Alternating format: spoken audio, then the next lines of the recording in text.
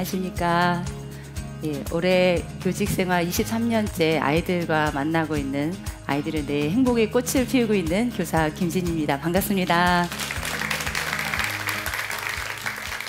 네, 오늘 저는 여러분과 함께 제가 저희 뇌의 기지개를 켜기 시작했던 그 시점의 이야기, 그리고 제가 뇌가 변화되면서 아이들과 어떻게 하루하루 변화의 삶을 만들어 가고 있는지 그런 이야기를 함께 나누고 싶습니다. 처음에 교사가 되겠다고 선택을 했던 것은 인생에 대한 고민에서부터 시작이 되었거든요. 사람은 누구나 한번 태어나면 죽지 않습니까? 그러면 살아가는 동안 이 삶을 어떻게 가치 있게 살아갈까, 이런 고민을 많이 했는데요. 그래, 무언가 세상에 도움이 되는 사람이 돼야 되겠다, 그런 생각을 사춘기 때 했던 것 같습니다. 아마도 교사가 제 생각에는 누군가를 도와주고 세상에 이로운 도움을 줄 수 있는 그런 직업이다라고 저는 생각을 했던 것 같습니다. 근데 사실 막상 교사가 되고 보니까 그때부터 고민이, 진짜 고민이 시작되는 거였어요. 맨 처음에는 수업 내용, 또 교육과정 안에 있는 내용들을 어떻게 아이들에게 효과적으로 가르칠까를 고민을 했습니다. 근데 한 해 한 해 시간이 지나가면 지나갈수록 진짜 무엇을 아이들에게 가르쳐야 될까라는 고민이 제 안에서 올라오기 시작했거든요. 네. 두 번째 고민을 하면서 무엇을 가르쳐야 될까라는 고민은 사실은 무엇과 연결되어 있냐면 세상에서 가장 중요한 게 무엇일까, 무엇을 가장 핵심으로 가르쳐야 될 것과 연결되어 있습니다. 아이들에게 삶의 태도를 가르쳐주고 싶은데 어떤 사람이 되어라 라고 말하려면 저 자신이 좀 부끄러웠던 거예요. 그래서 사실은 이런 고민과 질문들은 저는 결국에는 내가 어떤 교사가 돼야 되는가라는 물음으로 연결이 되었다고 생각이 됩니다. 이런 고민을 하던 참에 이 당시에 저의 모습은 좀 친절하기는 하지만 아이들에게 많이 부대끼고 치이는 교사였습니다. 이때 저희 학급의 아이들이 많이 했던 말은요, 우리 선생님 너무 착해요, 이런 말이었어요. 근데 이런 말을 들으면 제가 기분이 좋고 행복해야 되는데 막 화가 나는 거예요. 가만 생각해 보면 아이들이 그 말에서 우리 선생님은 너무 쉬워요, 만만해요, 이렇게 저는 느껴졌던 거죠. 그래서 진짜 저 자신을 찾기 위해서 사실은 이때부터 뇌교육을 만나기 시작했습니다. 근데 뇌교육을 만나서 저를 본질적으로 바꿔놓는 계기가 있었는데요. 어떤 프로그램을 통해서 제 안에 정말로 순수한 사랑이 있다는 걸 체험을 하게 됐습니다. 그러고 나니까 아이들이 우리 선생님 착해요 하는 말이 정말로 믿어지기 시작했던 거예요. 맞아, 내 안에는 그런 마음이 있어. 난 정말 저 아이들을 도와주고 싶고 진심으로 사랑하고 싶어. 이런 마음이 제 안에 생기기 시작했고요. 이런 마음을 확인하고 나니까 그때부터 아이들이 달라 보이기 시작했습니다. 말썽을 부리는 아이, 문제가 있는 아이, 이런 아이들 그 내면에도 저와 똑같은 그런 마음이 있겠구나라는 생각이 들었습니다. 그러니까 아이들을 보는 눈이 달라지니까 그래, 그 아이 안에 있는, 누구나의 안에 있는 그 순수한 마음을 어떻게 깨워주면 좋을까, 이 고민을 시작하게 됐고요. 그때부터 교사로서의 삶의 목표가 생기기 시작했습니다. 아이들이 자기 자신이 얼마나 소중하고 그리고 순수한 마음을 갖고 있는 사람인지를 깨닫게 해주고 싶다. 이게 저의 삶의 목표가 되었던 거죠. 자, 그럼 이제부터 제가 이런 목표를 가지게 됐는데, 그럼 그 다음부터 아이들과의 행복한 삶이 시작됐을까요? 네, 그렇진 않았습니다. 요즘에 아이들이 어떤지 조사한 설문조사가 있는데요. 2013년도에 청소년 정직지수라고 해서 조사를 했습니다. 여러 가지 질문들 중에 한 가지 질문입니다. 이웃의 어려움과 상관없이 나만 잘 살면 된다. 여기에 아이들이 어떻게 대답했을까요? 예라고 대답한 아이들의 수치를 조사해 보니까 고등학생은 한 36%, 그리고 중학생은 27%, 초등학생은 한 19%. 저는 초등에 있으니까 그래도 한숨 이렇게 내셨어요. 근데 사실은 이 조사가 의미하는 바가 굉장히 큽니다. 이 조사는 2년에 한 번 정도씩 이루어지는데요. 이 다음 2015년도에 이 조사가 다시 한번 시작됐는데요. 결과가 어떻게 됐을 것 같습니까? 좀 수치가 내려갔을까요? 네, 오히려 수치는 점점 해가 갈수록 올라갑니다. 네, 거의 50%에 육박하죠, 고등학생들은. 네, 그러니까 아이들이 반 정도의 아이들이 나만 잘 살면 된다를 선택한다는 겁니다. 그러니까 아이들의 인성이 이런 상태니까 제가 만나는 아이들이 녹록지 않습니다. 그래서 아이들과 부대끼고 여러 가지 시행착오를 막 거치면서 결심을 진짜 했죠. 정말 이 아이들을 바꾸고 싶다. 근데 아이들이 이러한 인성을 갖게 된 것은 사실은 아이들만의 문제는 아닙니다. 아이들이 자라면서 여러 가지 정보들을 뇌에 저장하게 되고 그런 정보가 하나의 습관으로 아이들 뇌에 자리 잡게 된 거거든요. 어떻게 보면 인성이라는 것은 하나의 뇌에 시냅스 회로에 만들어진 정보 처리의 습관이라고 볼 수가 있습니다. 만약에 내가 평소에 이기적인 선택을 많이 하고 살았다. 그러면 항상 나의 뇌에서는 이기적인 생각이나 이기적인 감정 그리고 그런 행동이 계속 나타나겠죠. 반대로 내가 누군가를 돕는 누군가와 함께하는 그런 선택을 계속 해왔다. 모두를 위한 선택을 하는 그런 습관이 나의 뇌에 정보처리 회로로 만들어져 있다면 그 사람은 인성이 이타적인 인성, 조화로운 인성을 갖게 됩니다. 사실은 아이들의 인성의 문제는 뇌의 습관의 문제라는 거죠. 그래서 저는 여기에서부터 시작해서 어떻게 아이들의 뇌의 습관을 바꿔줄 수 있을까 이걸 고민하기 시작했습니다. 예, 제가 썼던 방법을 이제부터 한번 설명을 드려보겠습니다. 아이들의 뇌의 습관을 바꾸기 위해서는요, 통합적인 방법이 효과가 있었습니다. 뇌교육은 신체와 정서와 인지를 통합적으로 활용하는 체험적인 방법을 쓰기 때문에 실질적으로 아이들의 뇌에 정보의 변화를 줍니다. 우선 신체의 변화를 주면 아이들이 정서 조절이 됩니다. 그래서 신체 활동을 많이 했고요.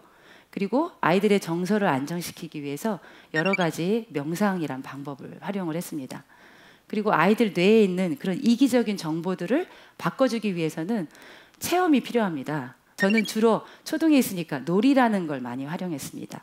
그래서 아이들이 새로운 이타적인 정보를 접할 수 있는 그런 환경과 상황을 만드는 놀이들을 통해서 아이들의 정보를 바꿔주려고 했습니다. 그래서 이런 세 가지 방법들, 통합적인 방법들을 적용했는데요. 이렇게 하는 방법들을 매일매일 실시를 했습니다. 매일 아침에 아이들이 학교에 등교하면 잠도 덜 깬 눈으로 교실에 와서 이렇게 앉아 있거든요. 그러면 아이들을 일으켜 세워서 10분 정도 신체 활동부터 합니다. 이런 활동을 하고 하루를 시작한 날과 제가 너무 바빠서 깜빡 잊고 그냥 수업을 시작한 날은 아이들의 반응이 정말 다릅니다. 월마다 조금 더 깊이를 더해가는 아이들이 자기 몸에 집중할 수 있는 그런 신체 활동을 구성을 해서 매월 실시를 했고요. 마지막에 되면 아이들이 이런 신체 활동을 가지고 자기를 표현하는 댄스라고도 하는데요. 네, 그런 체조도 했습니다. 그러니까 이런 활동을 쭉 하고 난 다음에 이어서 10분 정도 몸을 풀고 뇌를 깨우고 나서 그리고 나서 명상을 합니다. 네. 명상도 여러 가지 방법들이 있겠죠. 호흡에 집중하는 명상도 있을 테고 자기 몸에 있는 에너지 흐름에 집중하는 명상도 있을 테고 내가 원하는 것을 머릿속으로 상상하고 떠올리는 명상도 있습니다. 이런 명상을 쭉 하고 나면 아이들의 변화가 서서히 생기기 시작하는데요. 먼저 아이들이 체조를 했을 때는 신체적인 변화를 먼저 느낍니다. 가장 큰 변화는 일단 몸이 달라지겠죠. 몸이 건강해지는 거예요. 아이들이 감기 또는 배탈이 났을 때 이런 신체 활동을 통해서 자기 몸이 좋아지고 빨리 낫는 걸 체험하고 나면 확신이 생기면 더 열심히 하게 됩니다. 그리고 머리가 맑아져서 예전에 집중이 잘 안 돼서 문제였는데 집중이 잘 된다는 아이들 상당히 많아졌고요. 그리고 이거에 이어서 명상을 짧게 길게 안 합니다. 아이들이 집중력이 그렇게 크지 않기 때문에 한 5분 정도만 매일매일 해도요. 아이들이 집중을 유지하는 상태가 길어지면서 변화가 생깁니다. 우선 첫 번째 변화는 마음이 달라집니다. 정서를 잘 조절할 수 있게 돼요. 요즘에 아이들 초등학교 고학년 특히 가장 큰 문제가 뭐냐면 짜증과 화가 많습니다. 분노가 많아요. 사소한 일도 아이들이 서로 부딪히면 해결이 잘 안 됩니다. 그런데 화를 평소에 잘 내던 아이가 어느 결에 내가 왠지 요즘 화를 잘 안 내게 됐다. 이렇게 얘기하는 아이들이 많이 늘어나고요. 그리고 인내심이 요즘 아이들 참 부족하다는 거 느끼시지 않습니까? 피부로. 조금만 힘들어도 포기하잖아요. 근데 인내심이 많이 커졌다.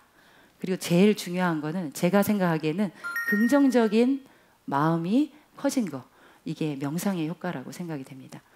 요즘 아이들은 학원에 치이고 부모님 잔소리에 치이고 성적과 공부에 치입니다. 그러다 보니까 늘 부정적인 생각에 사로잡혀 있고 그것을 게임이나 그 밖에 자극적인 활동으로 해소하려고만 하거든요. 그런데 명상이란 걸 통해서 아이들의 마음이 평화로워지고 너그러워지면 아, 뭔가 잘 될 것 같아. 이런 기분을 많이 느끼게 되고 자기가 잘 못하는 것도 도전할 마음까지도 먹게 됩니다. 자, 이런 변화가 생긴 다음에 제가 수업 시간을 활용해서 하는 그런 놀이들이 또 아이들에게 효과가 있었는데요. 재미있는 놀이들이 여러 가지가 있습니다. 도전 활동, 그래서 함께 힘을 합쳐서 어떤 목표를 이뤄내는 활동, 혼자서는 절대로 할 수 없는 그런 활동들도 있고요.